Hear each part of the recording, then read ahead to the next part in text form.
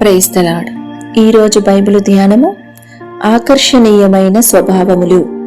దేవుడైన యెహోవా చూపునకు రమ్యమైనదియు ఆహారమునకు మంచిదియునైన ప్రతి వృక్షమును, ఆ తోట మధ్యను జీవవృక్షమును, మంచి చెడ్డల తెలివినిచ్చు వృక్షమును నేల నుండి మొలిపించెను. ఆదికాండము 2వ అధ్యాయము 9వ వచనము. దేవుని యందు ఏ విధముగా చెడుతనము లేదో అదే విధముగా మంచి చెడ్డల తెలివినిచ్చు చెట్టునందును చెడుతనమేమీయూ లేకుండెను. మానవుని యొక్క అవిధేయతయే చెడుతనము యొక్క ఫలితములను తెచ్చెను. నిజమైన జ్ఞానము దేవునికి భయపడుటయు ఆయనకు లోబడుటయునై ఉన్నది, మరియు దేవునికి అవిధేయత చూపుటయే చెడుతనమై ఉన్నది. దేవుడు తోటలోని ప్రతి చెట్టును చూపునకు రమ్యమైనదిగా ఆహారమునకు మంచిదిగా కలుగజేసిరి.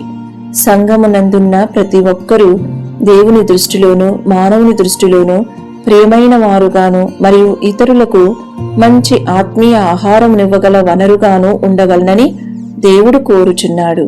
ఇంకను దేవుని సంఘములోనున్న ప్రతి ఒక్కరూ ఇతరులకు నిత్య జీవమును ఇచ్చుటకు మూల కారణమైన జీవవృక్షముగా ఉండవలెను.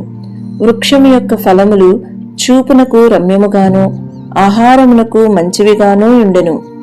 ఆత్మఫలమేమనగా ప్రేమ, సంతోషము, సమాధానము, దీర్ఘశాంతము, దయాళుత్వము, మంచితనము, విశ్వాసము, సాత్వికము, ఆశా నిగ్రహము. గలతీలకు రాసిన పత్రిక 5వ అధ్యాయము 22వ వచనము. ఈ దైవిక స్వభావములు దేవునికిని మానవునికిని ప్రీతికరములై ఉన్నవి మరియు ఇతరుల యొక్క ఆత్మీయ ఆకలిని తీర్చగల శ్రేష్టమైన ఆహారమై ఉన్నవి. నిత్య జీవము పొందుటకును దైవిక ప్రవర్తనలో ఎదుగుటకును విధింపబడిన షరతు విధేయత ఒక్కటే. ఒకవేళ మనము అవిధేయులమైనట్లయితే మనము నిత్య జీవమును కోల్పోదుము మరియు మనకు దేవుని సంఘములో స్థానము లేకుండా పోవును.